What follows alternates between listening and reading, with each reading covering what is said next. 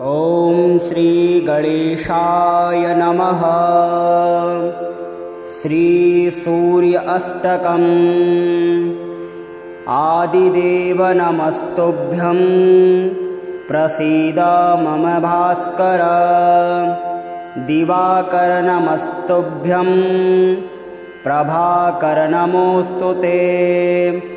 सप्तास्वरथमारूढं प्रचण्डं कश्यपात्मजं श्वेतपद्मधरं देवं तं सूर्यं प्रणमाम्यहम्।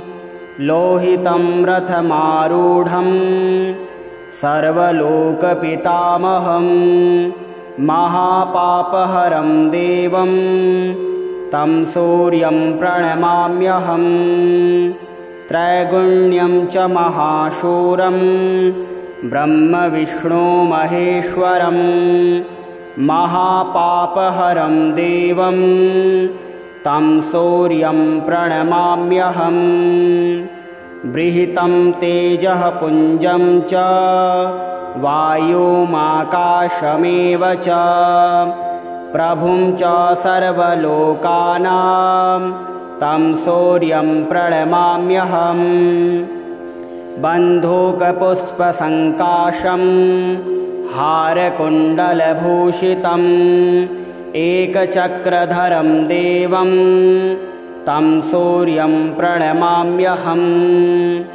तं सूर्यं जगत्कर्तारं महातेजः प्रदीपनं महापापहरं देवं तं सूर्यं प्रणमाम्यहम्। तं सूर्यजगतां नाथं ज्ञानविज्ञानमोक्षदं महापापहरं देवं तं सूर्यं प्रणमाम्यहम्। सूर्याष्टकपठे नित्यं ग्रहपीडाप्रणाशनम् अपुत्रो लभते पुत्रं दारिद्रो धनवान् भवेत्।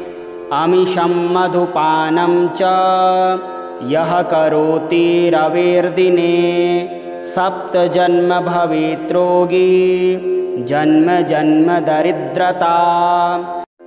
स्त्रीतैलमधुमासानि ये त्यजन्ति रवेर्दिने न व्याधिशोकदारिद्र्यं सूर्यलोकं च गच्छति। आदिदेव नमस्तुभ्यं प्रसीद मम भास्कर। दिवाकर नमस्तुभ्यं प्रभाकर नमोऽस्तु ते। सप्तास्वरथमारूढं प्रचण्डं कश्यपात्मजं श्वेतपद्मधरं देवं तं सूर्यं प्रणमाम्यहम्। लोहितं रथमारूढं सर्वलोकपितामहं महापापहरं देवं तं सूर्यं प्रणमाम्यहम्। त्रैगुण्यं च महाशूरं ब्रह्मविष्णु महेश्वरं महापापहरं देवं तं सूर्यं प्रणमाम्यहम्। बृहतं तेजः पुञ्जं च वायुमाकाशमेव च प्रभुं च सर्वलोकानां तं सूर्यं प्रणमाम्यहम्। बन्धूकपुष्पसङ्काशं हारकुण्डलभूषितम् एकचक्रधरं देवं तं सूर्यं प्रणमाम्यहम्। तं सूर्यं जगत्कर्तारं महातेजः प्रदीपनं महापापहरं देवं तं सूर्यं प्रणमाम्यहम्। तं सूर्यजगतां नाथं ज्ञानविज्ञानमोक्षदं महापापहरं देवं तं सूर्यं प्रणमाम्यहम्। सूर्याष्टकपठे नित्यं ग्रहपीडाप्रणाशनम् अपुत्रो लभते पुत्रं दारिद्रो धनवान् भवेत् अमिषं मधुपानं च यः करोति रवेर्दिने सप्तजन्म भवेत् रोगी जन्म जन्म दरिद्रता स्त्रीतैलमधुमासानि ये त्यजन्ति रवेर्दिने न व्याधिशोकदारिद्र्यं सूर्यलोकं च गच्छति आदिदेव नमस्तुभ्यं प्रसीद मम भास्कर दिवाकर नमस्तुभ्यं प्रभाकर नमोऽस्तु ते सप्तास्वरथमारूढं प्रचण्डं कश्यपात्मजं श्वेतपद्मधरं देवं तं सूर्यं प्रणमाम्यहम् लोहितं रथमारूढं सर्वलोकपितामहं महापापहरं देवं तं सूर्यं प्रणमाम्यहम् त्रैगुण्यं च महाशूरं ब्रह्मविष्णु महेश्वरं महापापहरं देवं तं सूर्यं प्रणमाम्यहम् बृहतं तेजः पुञ्जं च वायुमाकाशमेव च प्रभुं च सर्वलोकानां तं सूर्यं प्रणमाम्यहम् बन्धूकपुष्पसङ्काशं हारकुण्डलभूषितम् एकचक्रधरं देवं तं सूर्यं प्रणमाम्यहम् तं सूर्यं जगत्कर्तारं महातेजः प्रदीपनं महापापहरं देवं तं सूर्यं प्रणमाम्यहम् तं सूर्यजगतां नाथं ज्ञानविज्ञानमोक्षदं महापापहरं देवं तं सूर्यं प्रणमाम्यहम् सूर्याष्टकपठे नित्यं ग्रहपीडाप्रणाशनम् अपुत्रो लभते पुत्रं दारिद्रो धनवान् भवेत् अमिषं मधुपानं च यः करोति रवेर्दिने सप्तजन्म भवेत् रोगी जन्म जन्म दरिद्रता स्त्रीतैलमधुमासानि ये त्यजन्ति रवेर्दिने न व्याधिशोकदारिद्र्यं सूर्यलोकं च गच्छति आदिदेव नमस्तुभ्यं प्रसीद मम भास्कर दिवाकर नमस्तुभ्यं प्रभाकर नमोऽस्तु ते सप्तास्वरथमारूढं प्रचण्डं कश्यपात्मजं श्वेतपद्मधरं देवं तं सूर्यं प्रणमाम्यहम् लोहितं रथमारूढं सर्वलोकपितामहं महापापहरं देवं तं सूर्यं प्रणमाम्यहम् त्रैगुण्यं च महाशूरं ब्रह्मविष्णु महेश्वरं महापापहरं देवं तं सूर्यं प्रणमाम्यहम् बृहतं तेजः पुञ्जं च वायुमाकाशमेव च प्रभुं च सर्वलोकानां तं सूर्यं प्रणमाम्यहम् बन्धूकपुष्पसङ्काशं हारकुण्डलभूषितम् एकचक्रधरं देवं तं सूर्यं प्रणमाम्यहम् तं सूर्यं जगत्कर्तारं महातेजः प्रदीपनं महापापहरं देवं तं सूर्यं प्रणमाम्यहं तं सूर्यजगतां नाथं ज्ञानविज्ञानमोक्षदं महापापहरं देवं तं सूर्यं प्रणमाम्यहं सूर्याष्टकपठे नित्यं ग्रहपीडाप्रणाशनम् अपुत्रो लभते पुत्रं दारिद्रो धनवान् भवेत् अमिषं मधुपानं च यः करोति रवेर्दिने सप्तजन्म भवेत् रोगी जन्म जन्म दरिद्रता स्त्रीतैलमधुमासानि ये त्यजन्ति रवेर्दिने न व्याधिशोकदारिद्र्यं सूर्यलोकं च गच्छति आदिदेव नमस्तुभ्यं प्रसीद मम भास्कर दिवाकर नमस्तुभ्यं प्रभाकर नमोऽस्तु ते सप्तास्वरथमारूढं प्रचण्डं कश्यपात्मजं श्वेतपद्मधरं देवं तं सूर्यं प्रणमाम्यहं लोहितं रथमारूढं सर्वलोकपितामहं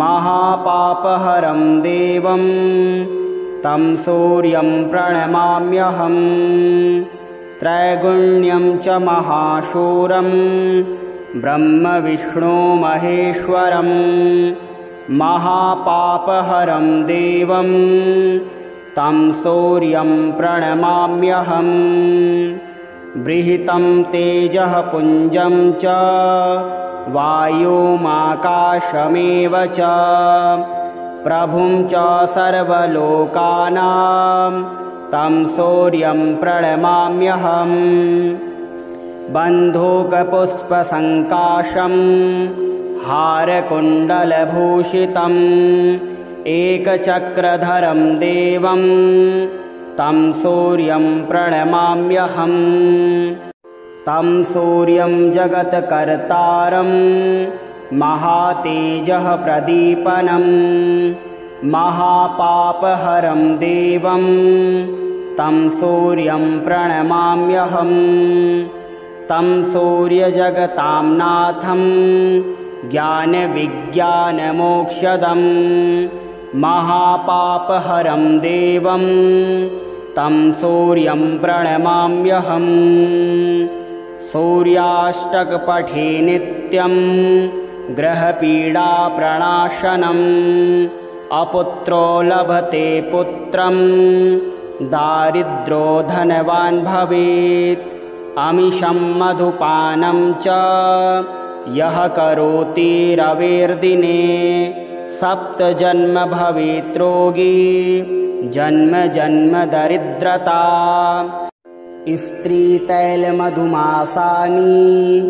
ये त्यजन्ति रवेर्दिने न व्याधिशोकदारिद्र्यं सूर्यलोकं च गच्छति आदिदेव नमस्तुभ्यं प्रसीद मम भास्कर दिवाकर नमस्तुभ्यं प्रभाकर नमोऽस्तु ते सप्तास्वरथमारूढं प्रचण्डं कश्यपात्मजं श्वेतपद्मधरं देवं तं सूर्यं प्रणमाम्यहं लोहितं रथमारूढं सर्वलोकपितामहं महापापहरं देवं तं सूर्यं प्रणमाम्यहं त्रैगुण्यं च महाशूरं ब्रह्मविष्णु महेश्वरं महापापहरं देवं तं सूर्यं प्रणमाम्यहं बृहतं तेजः पुञ्जं च वायुमाकाशमेव च प्रभुं च सर्वलोकानां तं सूर्यं प्रणमाम्यहम् बन्धूकपुष्पसङ्काशं हारकुण्डलभूषितम् एकचक्रधरं देवं तं सूर्यं प्रणमाम्यहम् तं सूर्यं जगत्कर्तारं महातेजः प्रदीपनं महापापहरं देवं तं सूर्यं प्रणमाम्यहम् तं सूर्यजगतां नाथं ज्ञानविज्ञानमोक्षदं महापापहरं देवं तं सूर्यं प्रणमाम्यहम् सूर्याष्टकपठे नित्यं ग्रहपीडाप्रणाशनम् अपुत्रो लभते पुत्रं दारिद्रो धनवान् भवेत् अमिषं मधुपानं च यः करोति रवेर्दिने सप्तजन्म भवेत् रोगी जन्म जन्म दरिद्रता स्त्रीतैलमधुमासानि ये त्यजन्ति रवेर्दिने न व्याधिशोकदारिद्र्यं सूर्यलोकं च गच्छति आदिदेव नमस्तुभ्यं प्रसीद मम भास्कर दिवाकर नमस्तुभ्यं प्रभाकर नमोऽस्तु ते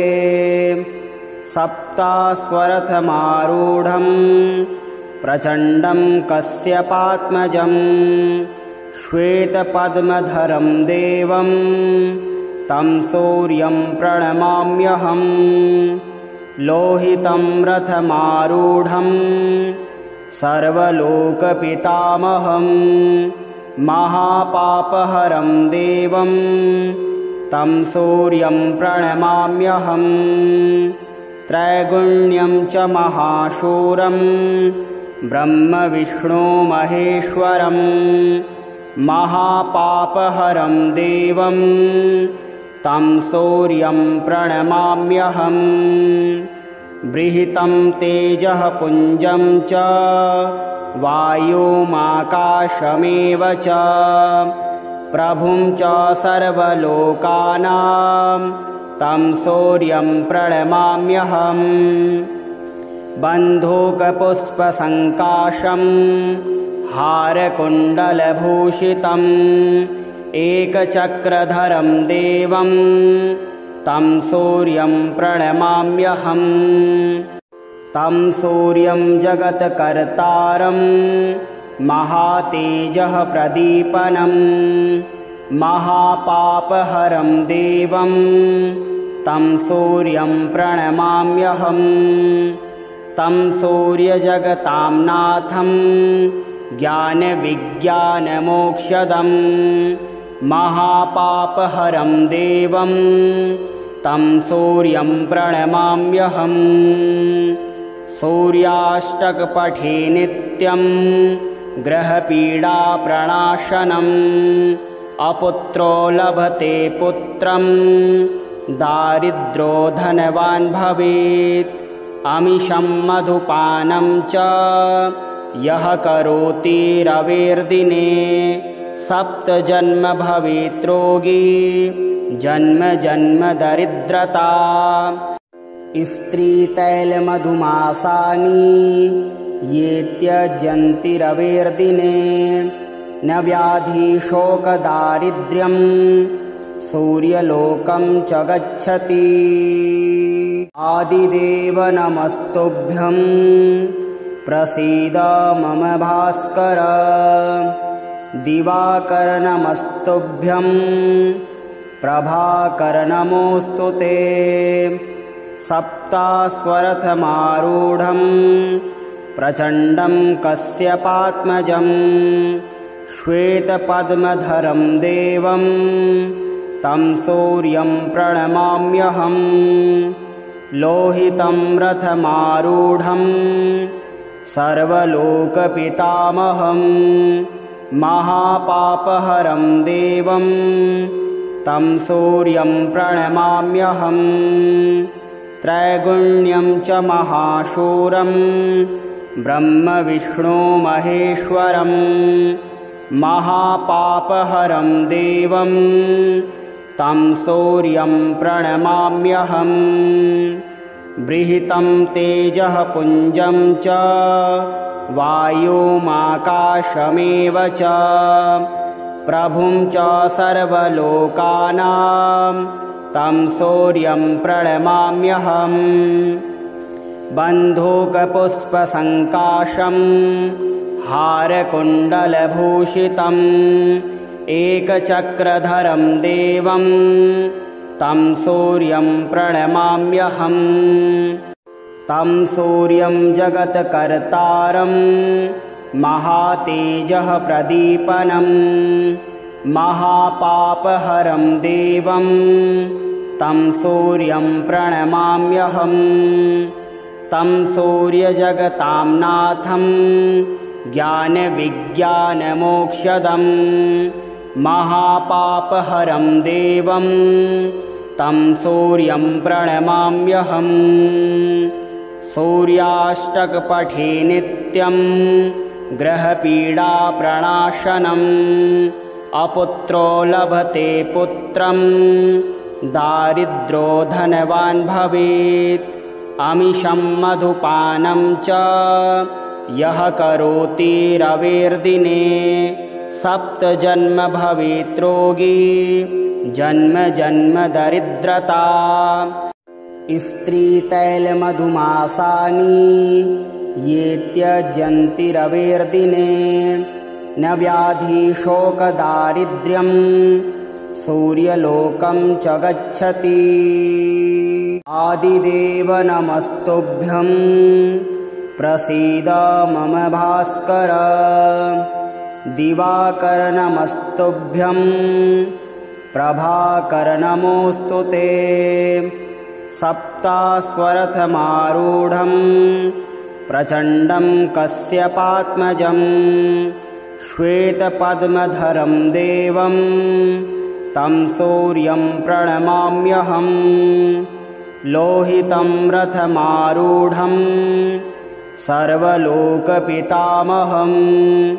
महापापहरं देवं तं सूर्यं प्रणमाम्यहं त्रैगुण्यं च महाशूरं ब्रह्मविष्णु महेश्वरं महापापहरं देवं तं सूर्यं प्रणमाम्यहं बृहतं तेजः पुञ्जं च वायुमाकाशमेव च प्रभुं च सर्वलोकानां तं सूर्यं प्रणमाम्यहं बन्धूकपुष्पसङ्काशं हारकुण्डलभूषितम् एकचक्रधरं देवं तं सूर्यं प्रणमाम्यहं तं सूर्यं जगत्कर्तारं महातेजः प्रदीपनं महापापहरं देवं तं सूर्यं प्रणमाम्यहं तं सूर्यजगतां नाथं ज्ञानविज्ञानमोक्षदं महापापहरं देवं तं सूर्यं प्रणमाम्यहं सूर्याष्टकपठे नित्यं ग्रहपीडाप्रणाशनम् अपुत्रो लभते पुत्रं दारिद्रो धनवान् भवेत् अमिषं मधुपानं च यः करोति रवेर्दिने सप्तजन्म भवेत् रोगी जन्म जन्म दरिद्रता स्त्रीतैलमधुमासानि ये त्यजन्ति रवेर्दिने न व्याधिशोकदारिद्र्यं सूर्यलोकं च गच्छति आदिदेव नमस्तुभ्यं प्रसीद मम भास्कर दिवाकर नमस्तुभ्यं प्रभाकर नमोऽस्तु ते सप्तास्वरथमारूढं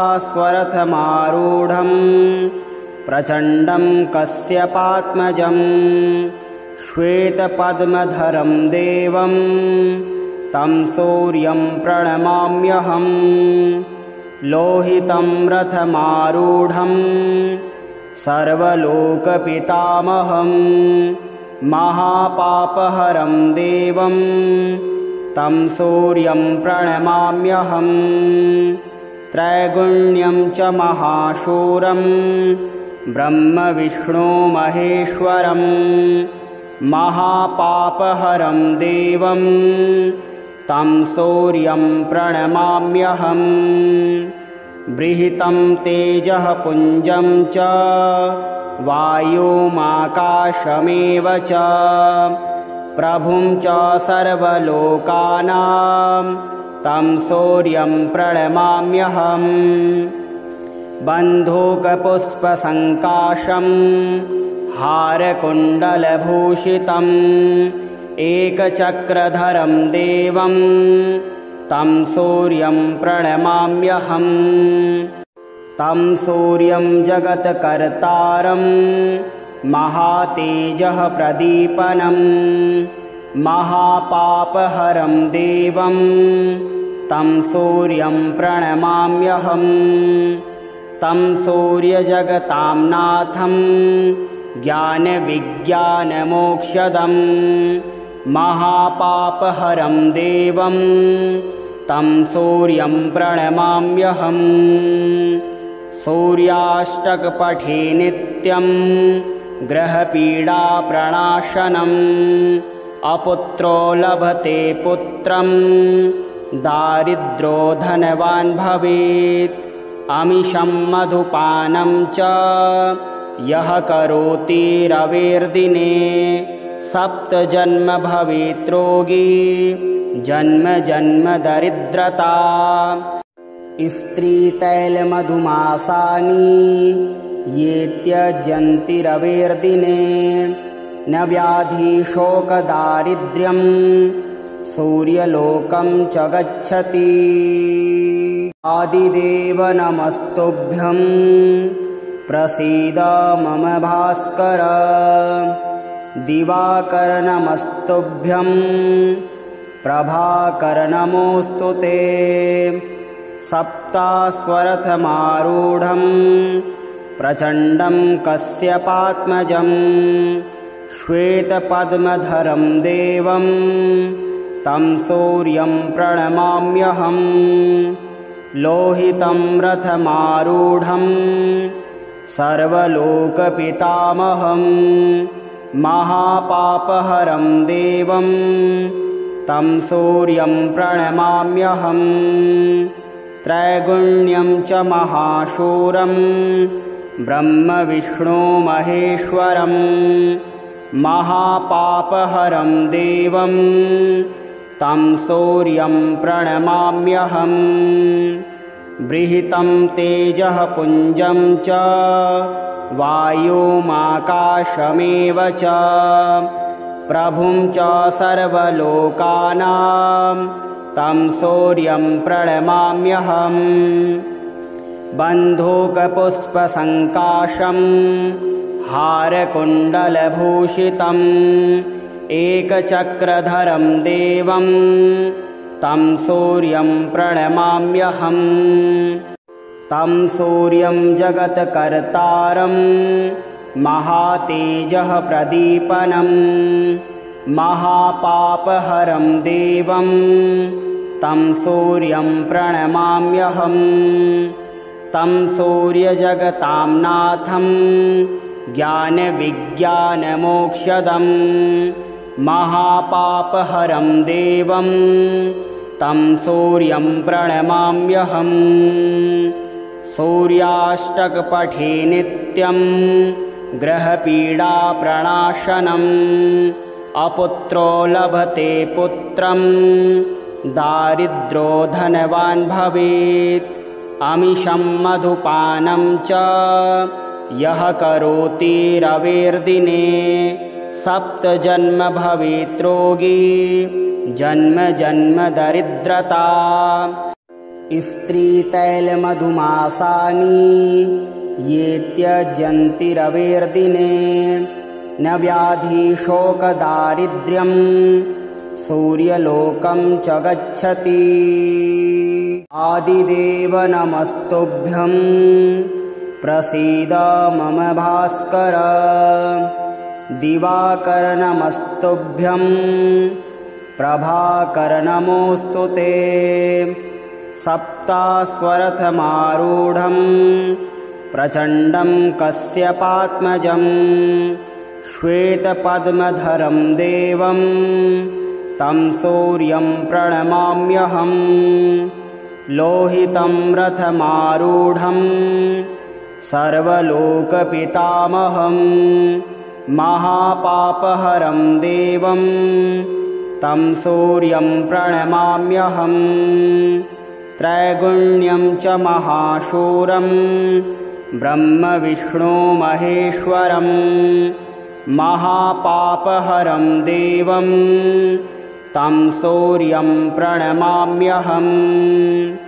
बृहतं तेजः पुञ्जं च वायुमाकाशमेव च प्रभुं च सर्वलोकानां तं सूर्यं प्रणमाम्यहम्।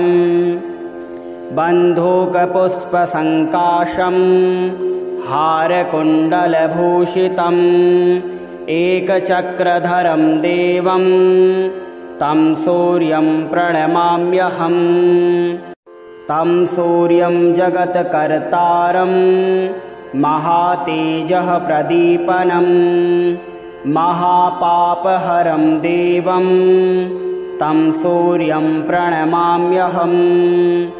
तं सूर्यजगतां नाथं ज्ञानविज्ञानमोक्षदं महापापहरं देवं तं सूर्यं प्रणमाम्यहम्।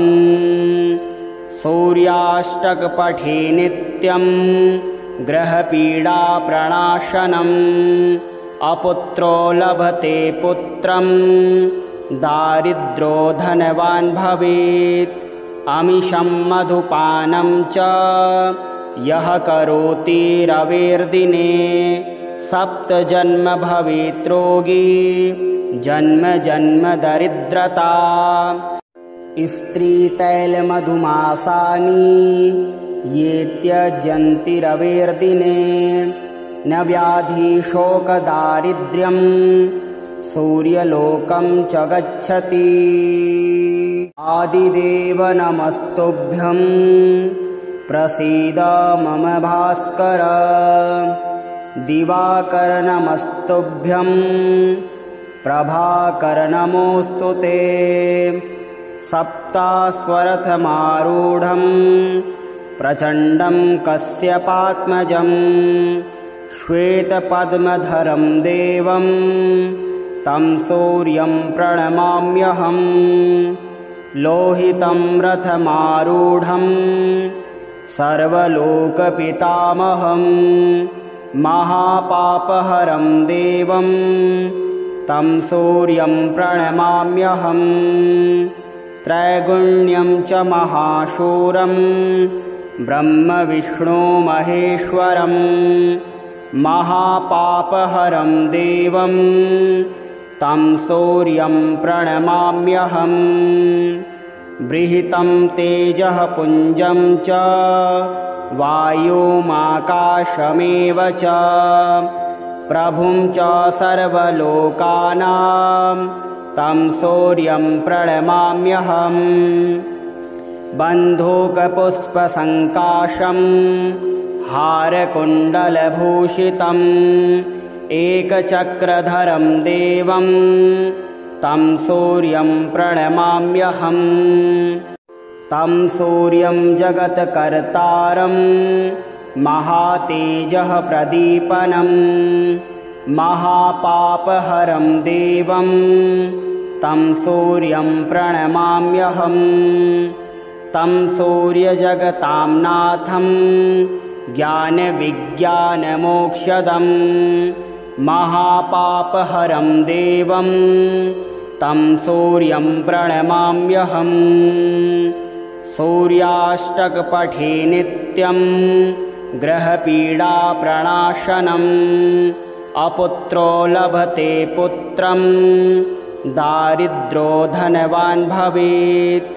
अमिषं मधुपानं च यः करोति रवेर्दिने 7 जन्म भवेत् रोगी जन्म जन्म दरिद्रता। स्त्रीतैलमधुमासानि ये त्यजन्ति रवेर्दिने न व्याधिशोकदारिद्र्यं सूर्यलोकं च गच्छति। आदिदेव नमस्तुभ्यं प्रसीद मम भास्कर। दिवाकर नमस्तुभ्यं प्रभाकर नमोऽस्तु ते। सप्तास्वरथमारूढं प्रचण्डं कश्यपात्मजं श्वेतपद्मधरं देवं तं सूर्यं प्रणमाम्यहम्। लोहितं रथमारूढं सर्वलोकपितामहं महापापहरं देवं तं सूर्यं प्रणमाम्यहम्। त्रैगुण्यं च महाशूरं ब्रह्मविष्णु महेश्वरं महापापहरं देवं तं सूर्यं प्रणमाम्यहम्। बृहतं तेजः पुञ्जं च वायुमाकाशमेव च प्रभुं च सर्वलोकानां तं सूर्यं प्रणमाम्यहम्। बन्धूकपुष्पसङ्काशं हारकुण्डलभूषितम् एकचक्रधरं देवं तं सूर्यं प्रणमाम्यहम्। तं सूर्यं जगत्कर्तारं महातेजः प्रदीपनं महापापहरं देवं तं सूर्यं प्रणमाम्यहम्। तं सूर्यजगतां नाथं ज्ञानविज्ञानमोक्षदं महापापहरं देवं तं सूर्यं प्रणमाम्यहम्। सूर्याष्टकपठे नित्यं ग्रहपीडाप्रणाशनम्। अपुत्रो लभते पुत्रं दारिद्रो धनवान् भवेत्। अमिषं मधुपानं च यः करोति रवेर्दिने 7 जन्म भवेत् रोगी जन्म जन्म दरिद्रता। स्त्रीतैलमधुमासानि ये त्यजन्ति रवेर्दिने न व्याधिशोकदारिद्र्यं सूर्यलोकं च गच्छति। आदिदेव नमस्तुभ्यं प्रसीद मम भास्कर।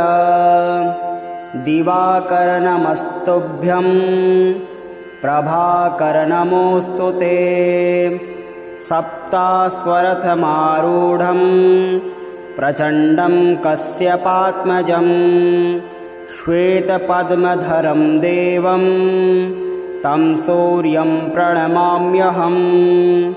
लोहितं रथमारूढं सर्वलोकपितामहं महापापहरं देवं तं सूर्यं प्रणमाम्यहम्। त्रैगुण्यं च महाशूरं ब्रह्मविष्णु महेश्वरं महापापहरं देवं तं सूर्यं प्रणमाम्यहम्।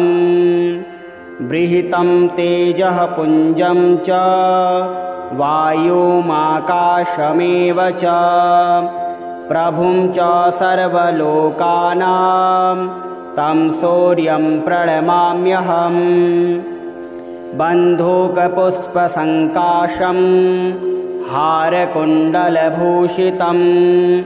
एकचक्रधरं देवं तं सूर्यं प्रणमाम्यहम् तं सूर्यं जगत्कर्तारं महातेजः प्रदीपनम् महापापहरं देवं तं सूर्यं प्रणमाम्यहम् तं सूर्यजगतां नाथं ज्ञानविज्ञानमोक्षदं महापापहरं देवं तं सूर्यं प्रणमाम्यहम् सूर्याष्टकपठे नित्यं ग्रहपीडाप्रणाशनम् अपुत्रो लभते पुत्रं दारिद्रो धनवान् भवेत् अमिषं मधुपानं च यः करोति रवेर्दिने सप्तजन्म भवेत् रोगी जन्म जन्म दरिद्रता स्त्रीतैलमधुमासानि ये त्यजन्ति रवेर्दिने न व्याधिशोकदारिद्र्यं सूर्यलोकं च गच्छति।